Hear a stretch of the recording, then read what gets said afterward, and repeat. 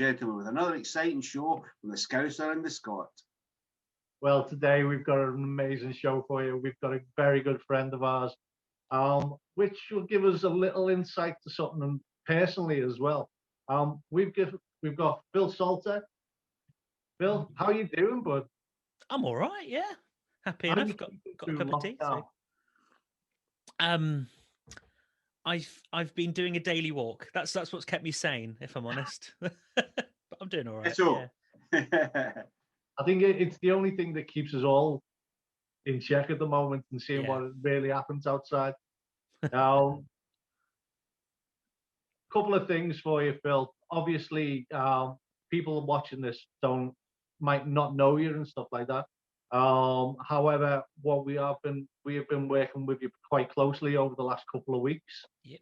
Phil has been mixing a charity single coming out for King Voodoo, and he's done an absolute amazing job. We will be going, maybe we'll go into that a little bit later. We might give some little insight to that. But Phil, what we want to do is go through some of the information in your past, how you've started. How did you get into mixing, producing, and just sound engineer in general? Yeah, so I guess I started age 14. I picked up the bass guitar. That's probably where it starts. And I was, an idealistic youth, and Phil Lynott and Steve Harris were my go-tos. They were like, that's top of the chain for me when it comes to rock and metal bass at the time. So so I kind of picked that up, and then got into a band at university, which was okay. It was okay, and we got to the point where we recorded an EP with a guy that we knew, which it was pretty disastrous. is the long and short. So we never put out this EP. We recorded it and it got mixed, and the guy was he's great, but he just doesn't know rock music at all or metal music at all, so it's fair enough. And it was after that I saw the power of production and like what it can do and the kinds of things that you can do to recording music to kind of bring it out and bring it to life. And that kind of captured my imagination. So I put together a little kind of recording rig. It's just a tiny little setup for my home. And I started to produce my own music. So I put out an EP, which wasn't great, mostly because I was teaching myself all the time, and I've maybe been doing everything about half a year by that point. So I didn't really know what I was doing. And I kind of discovered through the process of that EP that I absolutely hate songwriting. I find the recording side of things okay, but I absolutely adored the mixing. And I wasn't very good at it, but at the time I was like, this is just what's captured my attention, and it just kind of brought my focus. So I spent the next 3 or 4 years just mixing music. So there's loads of multi-tracks that are available online. Bands sometimes put them up for free, so I could just try stuff. And there's also probably not very legally, but there's things like Bohemian Rhapsody multi-tracks are available online, should you want to find them. So you can just download these things. And I just started kind of messing about and trying things and trying to work out how all the tools work of mixing. And I just absolutely loved it, honestly. And I spent some time kind of a while after that unemployed, and I was trying to work out, right, what do I do? What do I do? And I was like, well, I guess I want a job, but I don't really know. And my mum actually suggested that I become a session bassist. And I was like, oh, I've not thought about that. Like doing it from home, session bassist. And so I set up a website, and I was very excited. And I said, yeah, I'm a session bassist. And I put a mixing kind of thing on there as just like a side thing. I was like, well, I can also do this. And then just before I published the website, I kind of sat there and thought about it. I went, I'm not actually that good at bass. I mean, I'm incredibly okay. I enjoy playing bass. I love kind of finding the right gear and, finding the right bass line for a song. But I'm just not very good. And I'm like, I don't think people would want to pay me or even approach me for it, which is fair enough. And I was very glad I had this realization. So it was at that point I just completely dropped the whole session bass thing and went, right, mixing it is, and so that's when I launched myself. That's cool. Can you talk us through your current setup? You know, like what you use gear wise. So if somebody was like trying to do this, what do you use, and what would you advise them to look for? Sure. So my current setup is 100% the phrases in the box. So I am entirely on a computer. There's nothing analog about what I do, which is a massive debate in the sort of recording world, especially around mixing. Is like, oh, do you do it all analog or do you do it all digital? And some people get very much on their high horse about what sounds better and what it is right. And I would argue they sound about the same in terms of the quality that you can put out. The one difference to my mind is that recalling digital sessions is a lot easier. So if I'm working with a band and they go, we would like you to change this and this, please, I go, fair enough. And then I open up my session and do the changes and export a mix, and it's done. And that can take however long that needs to take to do the changes. If I'm analog, the first thing I need to do is to spend time recalling everything. And I've heard nightmare scenarios of kind of back in the 80s, you get a big piece of paper with a session recall sheet, and you have to try and get hundreds and hundreds of dials back to be exactly the same as they were. And it's just never going to sound the same, and it's just a lot of faff. So basically, I'm all in the box at the moment, and my setup is incredibly simple. So I've got an Audient ID 44 is my audio interface. It does the job. It converts. I can hear what I'm doing, so I'm happy. I've got a pair of speakers here, which are Equator Audio D5s, which I'm a bit edgy about because that company's gone bankrupt. So should they ever break, I don't know what I'll do. I'll probably have to find a replacement at some point. And I use these headphones, which are AKG ATH M50s. Really, really catchy name. And to be honest, it feels like a bit of a sort of dirty secret to some people. I do all my mixing at the moment on headphones. I've just taught myself entirely to mix on headphones. I was just going to answer that question because yeah. a lot of people and a lot of forums, because at the moment, as I think we've discussed them over the last couple of weeks, is everyone's got their own opinion. I'm still finding out bits and pieces. You've got so many forums that say, don't mix just on headphones, don't mix just on speakers, don't do this, don't do, and there's so much conflicting information. What would you advise someone who's just starting off? I'd say if you haven't got much money and you want to get into mixing, headphones is a lot cheaper. So the quality of headphones compared to speakers, the amount you have to spend is a lot less to get something of high quality. So that's kind of just one level of it. And the other element is when you have your speakers up in the room, you have to start thinking about acoustic control and getting the room to sound right. Otherwise, you're just going to be chasing your tail and it's not going to sound as good. With these, I can mix anywhere. I can mix in the living room if I want to, and it's absolutely fine. It just works. When it comes to the debate about what's better, I was very much on the speakers sound better camp. And I was like, that's the way it works. That's the way it is. Speakers are better than headphones. And then, if you know your mixing engineers, there's a guy called Andrew or Andy, I don't know, Andy Sheps, Andrew Sheps, and he's mixed loads of artists. He's mixed Black Sabbath. He did 13. He's done Metallica. He did the Black Album, but let's not talk about that. Not the Black Album. No, sorry. He did Death Magnetic. That's why I say let's not talk about it. And he's also done like Jay-Z, has done loads of random artists. And he has been working entirely using headphones for the last like 5 or 6 years. And I went, well, if he can do it and he's winning Grammys, then I can do it. And that's not a problem. I think the big thing that you need to do with any listening system is you just need to spend time getting to know it and knowing what good music sounds like through that system. So I've had these for 7-8 years now. And I just know what music sounds like through them and what sounds good and what doesn't sound good when I'm listening on headphones. That's the one thing I was going to ask, because I don't know anything about sound. But from anybody, because I'm like, well, why is there this? Oh yeah, you need to have this, or you need to do that, or it should be analog, it should be this. Surely that's just down to preference. But one thing I would say is my non-technical brain would be that if you're using speakers, then even changes in pressure, surely, or any changes to the room or anything is going to affect the sound. Whereas with headphones, it's enclosed, it's around your head. You know, I would think the headphones would be a lot easier. They are, to be honest. That's what it came down to for me. I think a lot of that debate comes back to if I can put it this way, a romantic ideal of what producing music should be like. So I think a lot of people, and probably myself included, when I got into the idea of recording and mixing all these things, imagined a big recording studio with a massive analog desk, some speakers set up, loads of equipment, a big recording room, and it's very exciting and it looks great and it's amazing to use.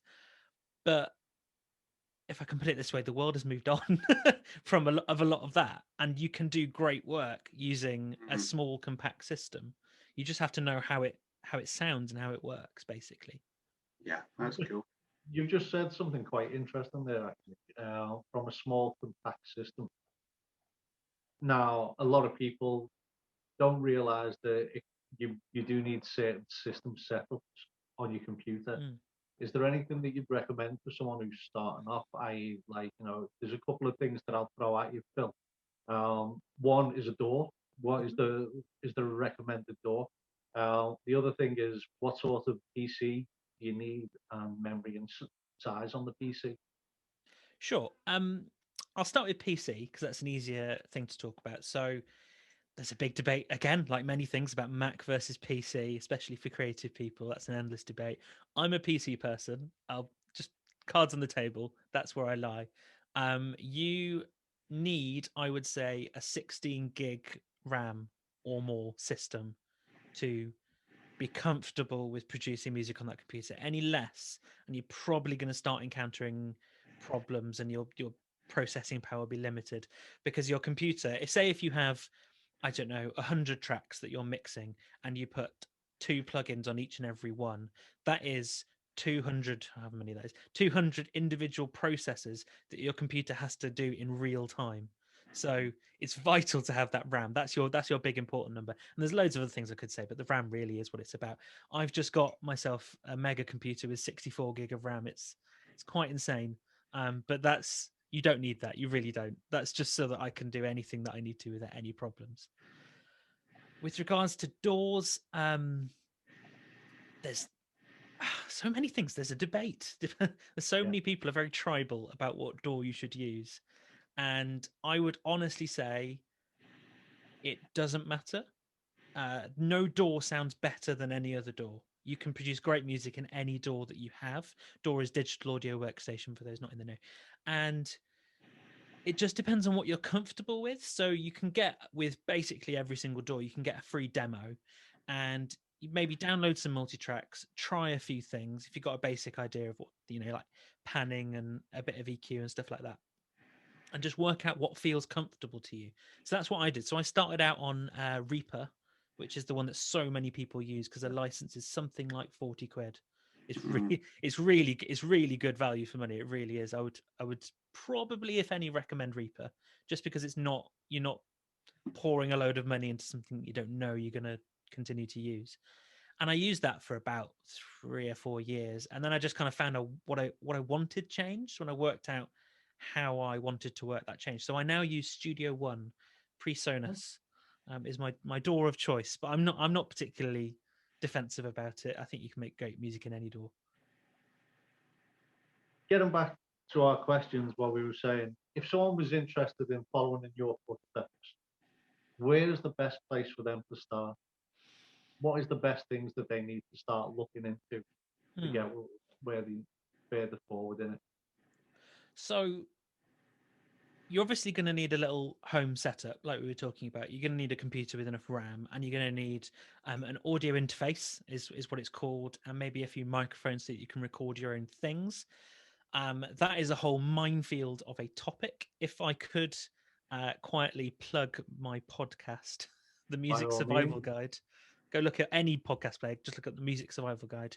And there's an episode, but I just can't remember what it's called.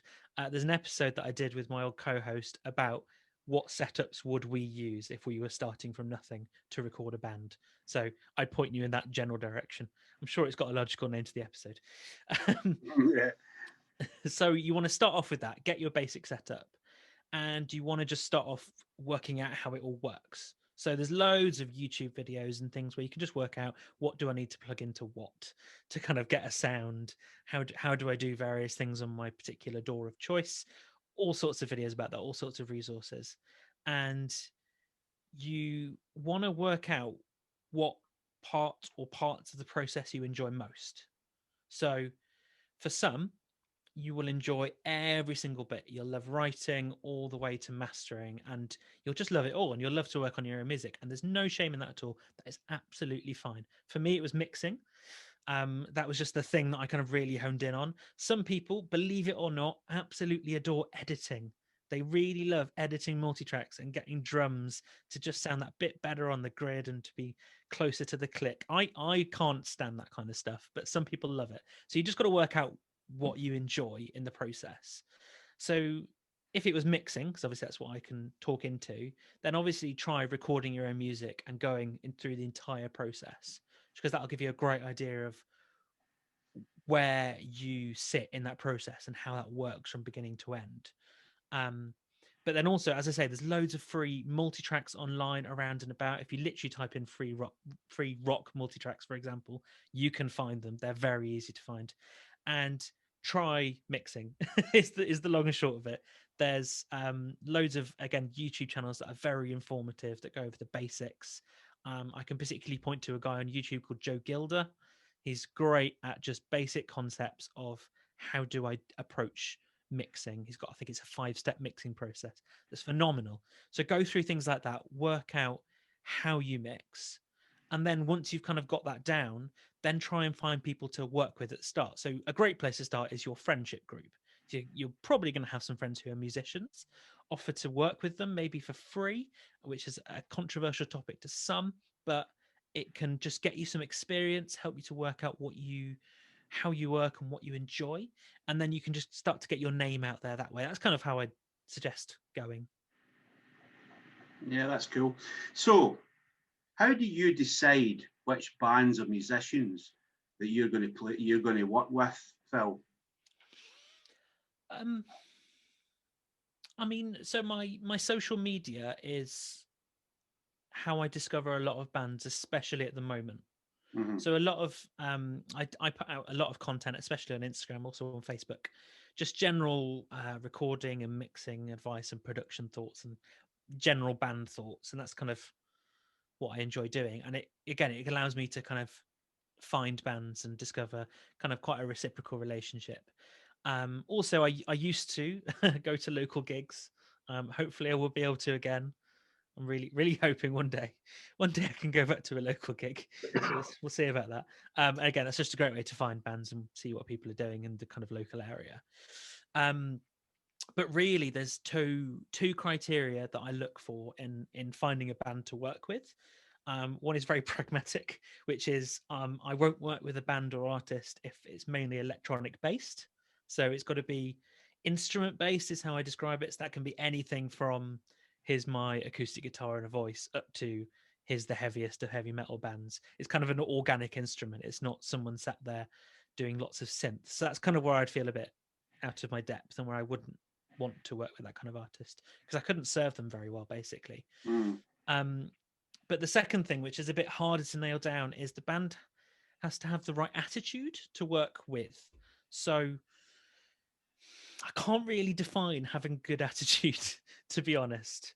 I think the band have got to be reciprocal to ideas, but have got to be quite firm with what they want. So there's some bands where you'll give a mix and they might not know what they want to change and they'll be a bit vague about it. Maybe they'll contradict each other, different band members.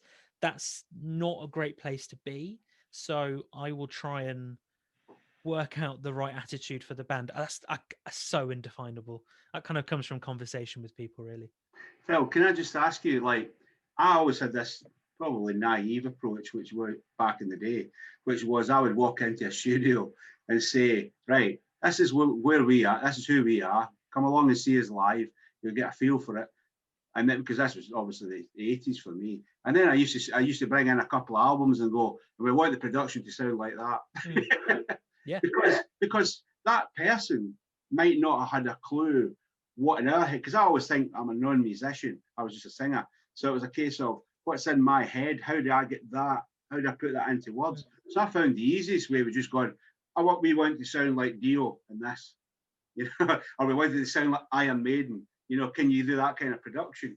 Yeah. Place. Is that helpful at all? Or? I mean, if I had the choice, I would always go and see a band live first, because I think a lot of bands, for obvious reasons, put so much effort into their live gigs and how they come across in a live setting, that is where a band truly sounds how they sound. That sometimes is hard to capture, so sometimes their releases won't quite sound like that, and it's that's such an indefinable thing about sound and how it comes across. But yeah, I would always try and go to a gig if I can first. I'm working with a band at the moment called Lords of Ruin, and they are in Cumbria, so I can't really see them play live, especially at the moment. So sometimes that's not possible, and I just have to go off the recorded sound to kind of hear what they're like. Have you just mixed their? Have you mixed their recent single, the new single? Yeah, that was me. Oh, it sounds ace, mate. Because I'm going to plug it now because I'm playing it in my radio show. Not this Friday, but the following Friday. It's really cool. I liked it. Great song. I didn't realise it was you, mate, but it was. Yeah. It really is awesome. It's like it takes me right back to a proper rock sound. There's another song on that EP that is my absolute favourite, and I can't wait for it to come out. It's going to be a little while yet, I think, but I'm really excited for that particular song. I don't know why it wasn't a single, but there we are. It's not my choice. I think you're right in saying that a good way to go about it is to go, I would like to sound like this, and then give them an album or a song. I would always prefer it, if I can, to have a couple of references, even if it's like, well, we sort of like the drum sound on this album, we like the guitars on this album. It just gives a producer or a mix engineer, or anyone really, just a great starting point. That's what I mean. Just a base to start off and kind of build the song out of, or build a mix out of. Yeah, it's cool, mate. Yeah. So if you was going to work with a band, and obviously current climate, money's tight, as we all know, what would you advise a band to ensure that, like, they shorten the time span, they can reduce costs for themselves? Yeah. My first piece of advice, and I realize, is more an expectation thing than a time or money thing. But my biggest piece of advice, especially if you're mixing or not mixing, if you're producing yourself at home, is to commit to your decisions. So if you have, for whatever reason, you've decided that this particular guitar sounds best with 4 separate mics recording it at the same time, then instead of handing your mixing engineer 4 individual tracks, all of which amount to the same guitar, pick maybe 1 or 2 to send to the engineer, or bounce them all down into one file. That is a biggie. That happens quite a lot. It can take me ages to sort of sift through them and find the right sound for the song, and I'll usually end up just picking 1 or 2 and just sort of go, that sounds great, I'm gonna roll with that. It's just much easier for the band to send me it, because also if what I decide sounds good is not quite what they decide sounds good, and the mics were the channels were available, then it's just going to create a bit of disappointment that it's just so quick to avoid if the band just goes, well, here's one particular guitar part that is actually 4 mics, but we've bounced it down into a single file. Yeah, the other thing is, when you send the multitracks to a mixing engineer, send a rough mix as well. And that is whatever you've been listening to. Even if you think it sounds like absolute trash because it's not mixed, send it. It'll help me to really work out what you've been listening to as a band, which is really important, because if you, in your rough mix, had, I don't know, a really loud acoustic guitar in the bridge, and I heard the songs and went, well, that acoustic guitar's nice, but I just want it kind of in the background below everything else, then again, that's just something that's going to take extra time when it comes to revisions. It's a very avoidable little process where I can go, well, this is kind of what the band are looking for. So this is where I can point to my mix, if that makes sense. And the final thing that I've got, again, I don't know if it's about time or money, but this is just what occurred to me when I was thinking about the questions was, when you're recording at home, if you have limited inputs, you maybe have a 2 or 4 channel interface. With a 2 or 4 channel interface, you can record absolutely anything except, I would argue, drums.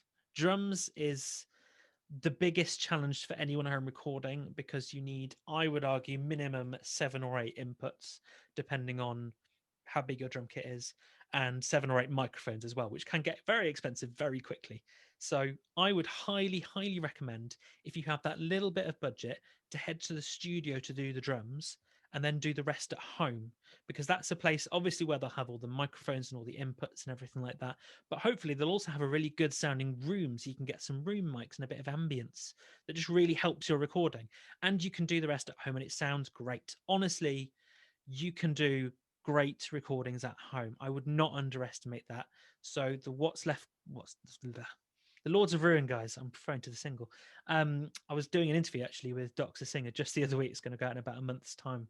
And their recording processes, they did the vocals and the drums in the studio, but all the guitars and all the basses were done at home. And it sounds great. So I would not underestimate the power of home recording. But isn't it important also that if they're recording at home of that the stems are really good quality? Yeah. I mean, any modern audio interface and any half decent microphone, because good microphones are not expensive nowadays, will get you a good recording. The cardinal rule of recording, the absolute must, is don't let it clip. Digital clipping sounds horrendous and it is impossible to remove. You cannot really remove that from a recording. There's things I can do to like lessen the sound of clipping, but it will ultimately not sound as good as it can. So when you're setting your gain on your audio interface, make sure it's loud enough but not too loud. I would argue somewhere between minus 10 to minus 12 dB. If it's averaging about there, you're probably about right. Yeah. So what are the common mistakes that bands, especially new young bands, make when they're in the studio? If you're hiring a studio, then I would say it's probably overestimating the amount of songs that you can do in a certain amount of time. Now, it may be that you can go into the rehearsal room and start playing, and you can do 12 songs in, I don't know, 3 hours or something like that, depending on how long your songs are. If you're a prog band, you're probably not going to do 12 songs in 3 hours. And it just doesn't work that way in the studio, is the sad truth. You can record live and that will sound good, but you're going to need to do multiple takes of probably every song, unless you are the tightest band in the world. And even then, you might need to do multiple takes. And then you might want to overdub extra parts to kind of thicken up bits and make bits more exciting. So don't underestimate the amount of time you need to spend in the studio. That is doubly true if you are recording all your elements of the band individually. So if you're recording your drums, then your guitars, then your bass, for example, that's going to take even longer. And my highest bit of recommendation is, if you are renting a studio to do that kind of thing, work out how long it's going to take. And if you don't know, if you've never done it before, then speak to your recording engineer, whoever kind of runs the studio. They will have a great idea of how long a band takes to record a song. That's just a great way to do it. The other thing I would say is planning is absolutely key. You need to know your song inside out in the studio, because when that red light is on and when it's recording, some people will just fall to pieces and can get so nervous. A way to help you avoid that or lessen that is to just know your song inside out. Know all the parts of the song, know exactly what's coming up after the bridge, what comes next, for example. What are you playing? Are you not playing? That kind of thing. And that is also true for guitar solos. Don't think that you can go into the studio and just wing a great guitar solo. I would honestly say plan it out. It's probably not going to sound as fun. It's not as rock and roll, but you're going to have a better song at the end of it, and it's going to be a lot less frustrating. 100%. So I know I've experienced a few of those things in the past, and I'm just going to move on quite quickly without getting embarrassed. But obviously, one of the other things is obviously I'm picking up some of this as we go along with the mixing and producing side of it, and you've given us some great pointers already offline and on here already, Phil. But what are the common mistakes people make when they are starting off at mixing and producing? Yeah, I can speak to mixing probably better than I can producing, so I'll Okay. talk more about that. So 90% of mixing to me is working out the correct volume level and the correct panning for every channel. You can make or break a mix on your volume and your panning. And there's so many more exciting tools like EQ and compression and things like that that are a lot more fun to use than a volume knob and a panning knob. But that's probably where I spend most of my mixing, is with the volume and with the panning, just working out the best levels for everything. So I have bands send me mixes for me to critique and comment on. I'd honestly love doing that, but I genuinely say most of what I suggest is, at this point in the song, you need to maybe turn up this particular part, you need to turn down this particular part, that kind of thing. And it's just, yeah, so much of it is on the panning for the feel of the song, and the level for the feel of the song, and the way it comes across to someone listening. The other thing that is a danger is over processing. So especially when you're learning these tools and you've got EQ and compression and reverb and delay and all these things, they're very exciting. And honestly, I love using these tools and they're great, but it's so easy to go overboard and to destroy a sound. That I think the more that you do to a sound, probably the worse you're going to make it, to a point. And the kind of cardinal rule is not everything needs processing. If you listen to, I don't know, a snare drum and you go, that sounds pretty good, then that's probably an indicator that you can just leave it. And it may be that later on in the mixing process, you come back to it and you go, well, actually, now I've got everything else in place and done a few of the bits, it needs a bit of EQ to just kind of bring out the snap of the snare drum and things like that. But yeah, if something just sounds good, don't do anything to it. It's going to be okay, and that is okay to do. It's not that you're a fake mixing engineer if you decide that something sounds good and it doesn't need anything doing to a particular channel. Yeah, that's cool. Makes sense to me. Do you ever get the stage where you have an idea, or you're talking to the band, and you go, and they're just piling into you and saying, we want it to sound like that. That doesn't sound like the way we want it, and you're sitting there going, it makes you sound immense. Do you ever get to that where you're hammering loggerheads with each other? And at the end of the day, what would you do in that situation where you know what they're asking you to do is not the right thing? What would you do? Interesting. Most of the time, no, in fact, all of the time, if a band asks for a change to a mix, then I will go with it. And my philosophy is, I can mix this song and I can do what I think sounds great, but the band need to think that this song sounds great, because at some point I'm going to step away from this song and I'll be functionally done with it in terms of something that I'm working on. But the band have to live with it and the band has to have that as their release. And so if the band aren't happy with it, then I've not done my job, is kind of the long and short of it. Now there is a limit to that. There is a point where I'll go, what you're suggesting is harming the integrity of the song, if I can put it that way, and it's going to sound worse. I very rarely argue that, because I actually very rarely have changes that really wreck a song. There's some revisions that I'll do where I go, I don't think that sounds as good, but then that comes to, it's not my song and it's their song, and as long as it sounds good, then I'm fine with it. It may not be as good as I initially thought, but to be honest, often when I get revisions, they end up better. Like I kind of think, oh well, actually that's better than my original idea, which is always very helpful. And the other thing I would actually say to bands who are working with a mix engineer who and they're trying to suggest changes, is agree your changes amongst the band. Don't individually go to your mixing engineer and go, I'd like this, I'd like that, because you're probably going to start to say contradictory things, and that's just not helpful, and it puts your mixing engineer in a very awkward position where it's, who do I listen to?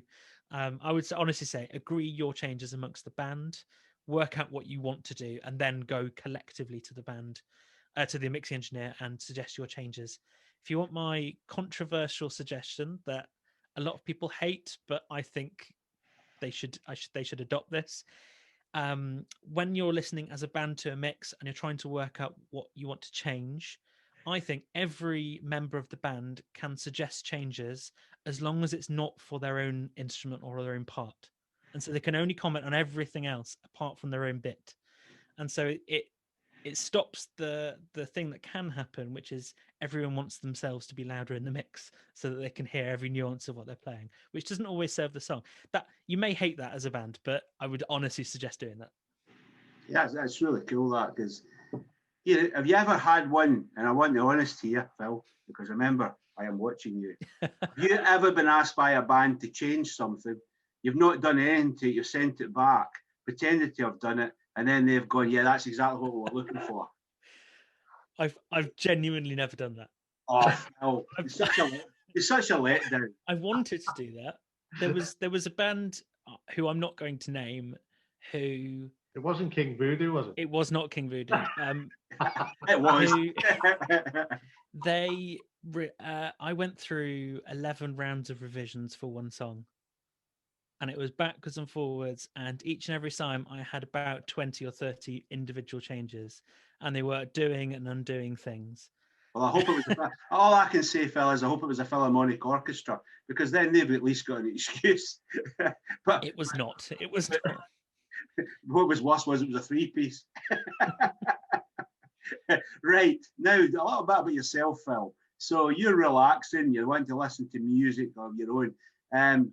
What kind of genre or genres do you prefer listening to yourself, and can you talk us through why? My taste is incredibly wide. Within rock and metal. So I started out my first band, my kind of base level I like rock music now band was The Darkness, and I don't want to make anyone feel old. Their first album came out when I started high school, so that's when I discovered it, and I went, "Oh, this is interesting." And my mum, who likes all this music, and I would regularly go to gigs with her, so tells you a lot about where I get my music taste from. She introduced me to Deep Purple. That was her next choice, and then her next choice was Iron Maiden, and then it kind of spread out from there. And I discovered Thin Lizzy and Black Sabbath fairly quickly. Live and Dangerous is a phenomenal album. I saw that too, Phil. My first ever live gig was Thin Lizzy, 1978, Glasgow Apollo, doing the Live and Dangerous tour. It was unbelievable. I'm a bit jealous. Yeah, there's one band I could have seen. Darkness as well. Yeah. If there's one band I could have seen, it would be Thin Lizzy. So that's kind of where I started, and I've spread in all directions. So I love rock and roll. I love like big band kind of music from the 40s. I love. Surprisingly enough, I love Gojira, and I love like some metal bands like that, and I wasn't expecting to. But I also really like folk music. Actually, that's my dirty little secret. If I was to go, I just want some music for pleasure. Like, I like lots of music, but I was like, really, just I like every track in this album. It would be either something from the 60s to the 80s rock, and that's incredibly like broader genre, and I know that. Or it would be modern alternative rock. I think it's probably what it's called. So Alter Bridge is a really middle of the road example of what I mean by alternative rock. Whatever genre they exactly are, that's kind of my other happy place. Cool. That's well, good choices. Yeah, definitely. Obviously, COVID has caused a number of issues within the music industry and stuff like that. And I know you've already discussed about going to your shows before that. You'd like to go and see them. Were they well-known artists, or do you actually go and see unsigned bands as well? Yeah, I do a mix. So I was thinking about this ahead of the interview, and I was like, oh no, yeah, because I was thinking about the last gigs I went to, and the last 2 gigs I went to was an unsigned local gig and a stadium gig. So it's like the complete opposite ends. So my last big gig was Alter Bridge actually at the O2 in December 2019. And that was a phenomenal gig. That was right before Christmas. It was intense. It was rammed. I was right in front of the sound desk, which, if you don't know, is the absolute best place because that's where the mixing engineer at in the live venue is listening to it. So it's going to sound great there. Just my little tip. And it's also less intense. There's less people. But my last local gig would have been at the Fighting Cocks in Kingston, which is a little pub in probably January or February. And I genuinely can't remember who it was, but I remember going because there's a local band called Earthtide who I see like every time they play. I see them, and I know I saw them in 2020. I just can't exactly remember the date, but that was the last gig I went to, which is such a long time ago. And I've got some tickets for some big gigs that were meant to happen in 2020, and they're maybe going to happen this year, but who knows? I'm going to wait and see. I miss gigs like so much. I kind of didn't think I would, if that makes sense. I kind of thought, well, I'll have a while away and then I'll come back. And I've got to this point and I'm going, yeah, no, I really need some loud music, basically. Oh yeah, it's horrendous, absolutely horrendous. I mean, I'm not a musician, but I work with plenty, obviously, because we manage loads of bands. But it's unbelievable. No, if somebody said to me 20, 30 years ago, we'll never get to this stage. But I actually think it, and I hope it's going to actually be the opposite, that once we're on the other side of this, I think it could be the very thing that makes people revere musicians again and actually miss the fact they've missed it makes them want to go and do it more. So I think it could actually be a saviour for certainly for the rock and metal side, because let's not be kidded, before COVID, anybody that looks back and thinks in the gigs that they went to that weren't big bands, like local bands and local gigs and things like that, smaller grassroots, they were far from full. They were struggling. Venues were struggling. So let's hope this gives it a kick in the ass that it's supposed to do. So my final question to you is plugins. Okay. Are you one of these guys that every time a new plugin comes out, you have to bugger about with it, mess about with it, have a look at it, check it out, see if it's better what you've got? Is that something that you do, or do you tend to just stick to the ones that you're happy with currently? The honest answer is I will always demo stuff and I will very rarely buy it because I'm curious enough to go, does this genuinely improve what I'm doing, or is it just a fancy new thing? I think my problem when it comes to plugins, being really honest, is I love a really well designed look to a plugin. If it looks nice, then I'll be tempted enough to try it. And there's loads of plugins where I've tried it and gone, that looks beautiful. It does not work for me. Like there's just something about the way it's set out, the way the particular tool works. It just does not work for me. And so I don't actually buy a lot of plugins, but I do try a lot of plugins. There's a few plugin companies where more or less the second they release something, I want to buy it. So if I can plug a plugin company, I don't know why I would, but Audio Thing. Oh, if you're looking for weird and wonderful plugins, Audio Thing are amazing. One of their newest plugins was a delay that's based on Soviet Union spy tape. So they used copper wire, I think it is, instead of tape, and they've emulated the whole thing, and it's lo-fi and it's dirty and it's amazing. I would highly recommend checking it out if you like weird and wonderful. But I've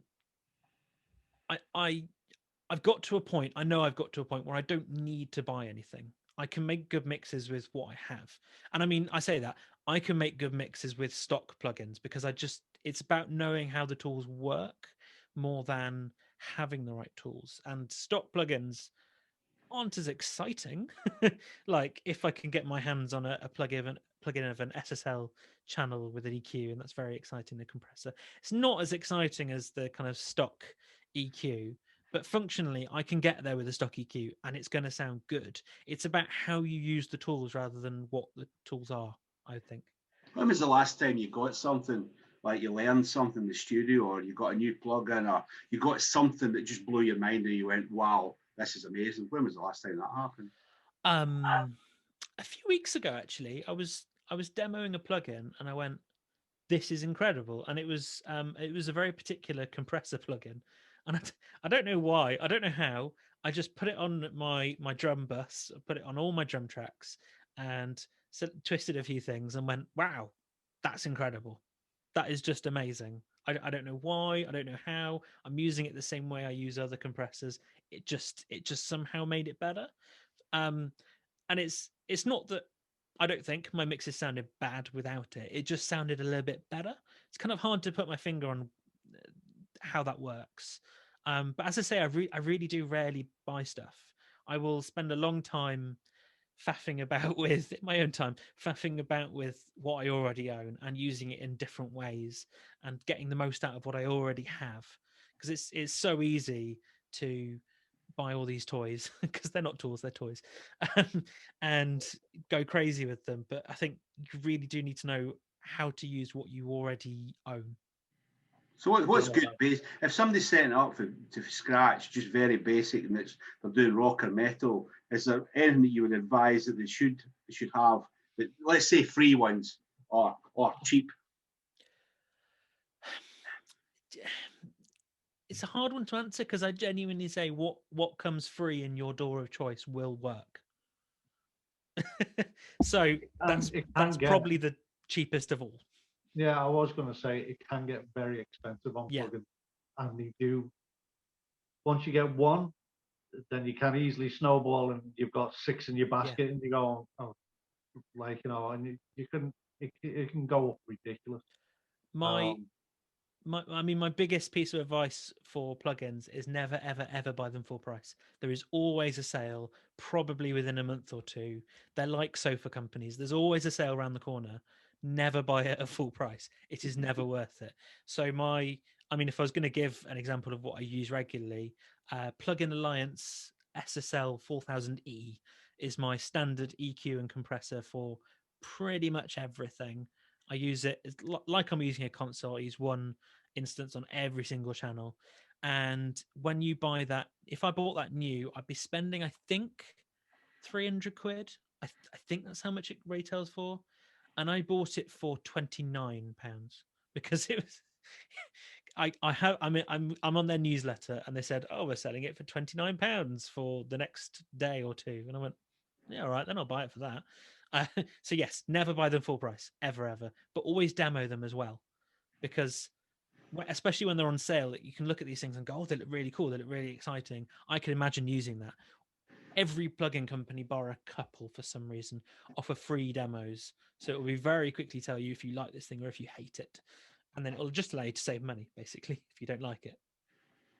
All good stuff. So there you have it, folks. Thank you very much, Phil. Really appreciate your time. But before you go, we always ask another question. We always fit one more in. Can you give us your links? If there's any bands out there who go, like what I've heard from Phil, how do we get in touch with them? What are your links, Phil? Sure. So my Instagram page is my main one, and my handle there is Phil the Mix Engineer, and that's my absolute main one. That's where I spend most of my time, to be honest. It's the easiest place to contact me. My website is www. Don't know why I said that because everyone knows that. VortisSoundStudios.com, and my Facebook handle is Vortis Sound Studios as well. I'm in the middle of rebranding everything to Phil the Mix Engineer, so awkward timing, but I'm going to have redirects. So if you type in my website, you'll be redirected to my new one when I set that up. What I'll do, Phil, is I'll put the links down below. So guys, if you can click on the links, get in touch with Phil. He knows what he's on about, seriously, because he's done an amazing job on the King Voodoo stuff. I can vouch for you. Very, very proud. And so can John, who's our manager, which is, as I say, which is coming out very soon. It's going to be a charity single. Phil has done, I'm blown away with what he's done. He's really helped the band out, and he's done it at a very, very quick turnaround. I can't fault the guy's work. It's amazing. It's a great song. So People, thank you very much, mate. I'm blown away. I'm a little bit shy there. So thank you very much, Phil, for your time. Really appreciate it. John, over to you. Okay, ladies and gentlemen, well, hope you enjoyed that as much as we did chatting to Phil. So you know what to do. Until next time, hit that cow bell and subscribe.